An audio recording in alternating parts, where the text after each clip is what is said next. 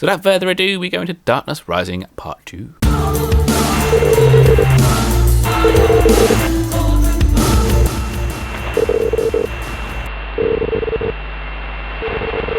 Welcome, magic people, to Resist. This is where we do lots of spoilers and stuff, and we're doing the storyline for Darkness Rising Part 2. So if you don't want to be spoiled, then come back another day, probably when there's a bug, and you miss some dialogue. Special thanks below, because without these people, I will not be able to do stuff like this, because although they've actually taught me how to do some of it's kind of beyond me. It's beyond my skill set, so thank you very much. Introduction. Harry. Constance, I'm sensing the calamity ramping up again. The same hand seems to be guiding it, but it feels like it's narrowing its focus. Has a second surge begun? Constance, it appears so. This time the surge seems centred specifically on that antique shop in Nocturne Alley, Borgin and Burke's.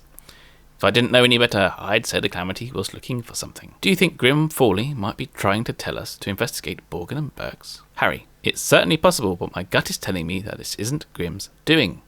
Regardless, Muggle and Wizarding world alike are in danger, so long as these dark artifacts and wizards remain unchecked. We must do everything in our power to put an end to this surge quickly, and with any luck, we'll get some answers in the process. So now we move on to the image placement, the brilliant Dark Witch. Constance. Earlier, I theorised that whoever was influencing the calamity was likely a witch or wizard of ill repute. Now I'm certain of it. Borgin and Burke's is dodgy, even by Nocturne Alley standards. The only ones who visit there are dark witches and witches like this one. Greengrass. And those with nowhere else to turn. There's something you ought to know. After the search for Penelope was called off, Grim was devastated. He purchased a cursed quill from Borgin and Burke's with the intent of cursing Harry. Fortunately, I found out and I was able to talk him out of it. So going back to the storyline, when they searched for Penelope and the London Five was called off, Harry was actually leading that particular investigation. And if I remember correctly, he said he's kind of going to go about doing it off the books. But I believe it looks like that Grim kind of wasn't very happy with Harry by the look of it. So yes, I wonder what a cursed quill does. Constance, Merlin's beard. How am I just now hearing about this? Greengrass. Because I covered the whole incident up. No one got hurt, so I told Grim that no one needed to know. The poor man was beside himself with grief. He wasn't thinking straight. He suffered enough losing Penelope. I didn't want to see him lose his freedom and children too. I'd hope he learned from the mistake, but now I fear he's gone and done something that cannot be taken back. Okay, so we actually know that Greengrass is not beyond covering things up. Brilliant Dark Wizard. Hermione. The more I consider Grim's involvement in the search, the more illogical the notion becomes. Grim's parents died at the hands of Death Eaters in the Second Wizarding War. Why would he influence the calamity to snatch dark wizards, knowing full well what they are capable of? Constance. It's hard to wrap your head around, isn't it?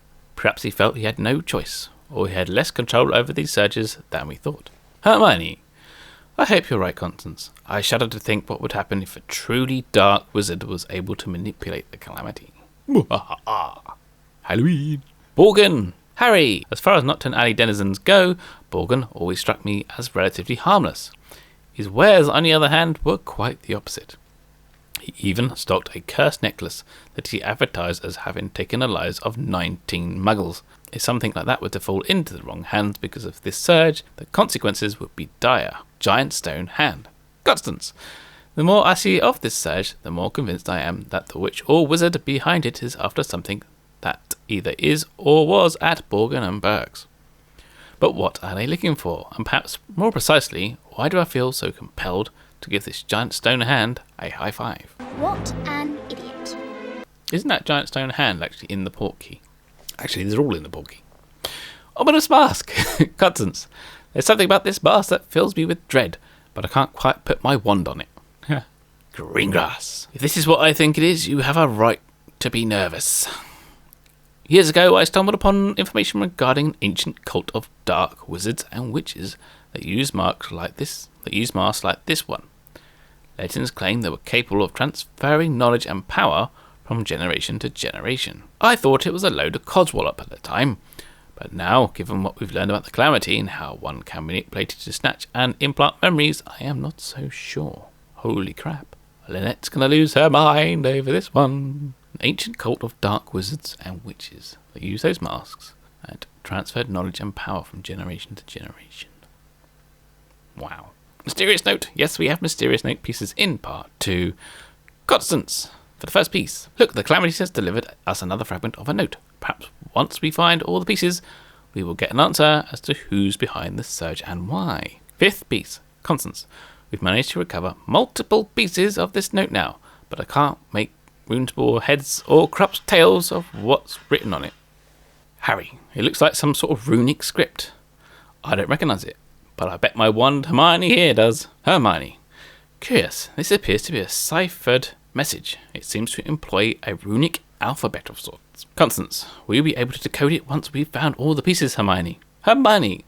Possibly, but this code is awfully elaborate. Whoever wrote this note clearly didn't want just anyone reading it. Which begs the question, if the note wasn't intended for us, as I suspect it wasn't, who was it for? The final piece. Will it all become clear? Probably not. Hermione. It was quite a challenge, but I managed to translate your note. The contents are troubling, to say the least. In it, Lethifold details to Bargheist, both code names.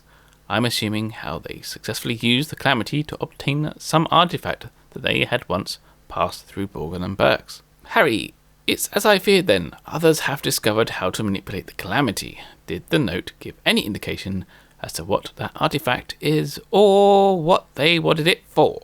Hermione. Lethifold mentions something about the artifact possibly being what they need to bring them back and see their noble mission through. Uncomfortably cryptic, isn't it? Bring them back. Who are they trying to bring back? It could either be the London Five, or it could be those Snatchers, or it could be, as it's Dark Arts, Voldemort, etc., etc. Constance.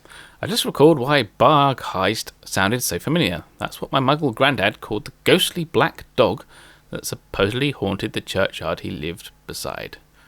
Sounds rather like our omen of death, the Grim, doesn't it? Hold on, Grim. Could this letter have been intended for Grim Forley? Harry. I'll admit it, it seems more like just a coincidence, but if Grim is the Bargheist in this letter, then not only is he manipulating the Calamity, he's got others doing the same. Thing is, if it's like Grim's like posse, then why are they dealing with dark arts stuff? Is it because Grim is so desperate? And what dark arts thing could get him out? Vanishing Cabinet? Because they own a pair, and you can travel between the two. So the end dialogue. Constance. Thank Merlin, we finally managed to stamp out this surge. I was starting to worry this nightmare would never end. It is over, isn't it? Harry? I mean, it's true that we discovered something else is manipulating the Calamity, but we put an end to that, didn't we? Harry. Get out, Constance. In fact, I'm quite certain our troubles are only beginning. The Calamity feels more alive and dangerous than ever. I suspect Lethifold and Bargheist are responsible. I believe it's imperative we discover their true intentions and identities, including whether or not Bargheist is really Grim, before they set something in motion that cannot be stopped. Constance. Well, we know they communicate through the Calamity. Perhaps if they haven't caught on to us, we'll be able to intercept more of their letters and get some much-needed answers. Harry. I only hope those answers don't come too late. Remember when I compared the Calamity to an oncoming storm? Well, the thunder's growing deafening, and I fear a lightning strike is imminent. Okay, so let's hear the part 2. Very interesting indeed. So let me know in the comments below what you think about this one. What do you think about the storyline, where it's going? Who do you think these people are now influencing the Calamity? Is it Grimm's posse, or is it somebody else? Is it the mysterious third person we don't know about? Is it their posse? And was the message really to Grim, or to some other dog? Who knows? So until next time, brush up your spells, get your ones ready, Wizards Unite.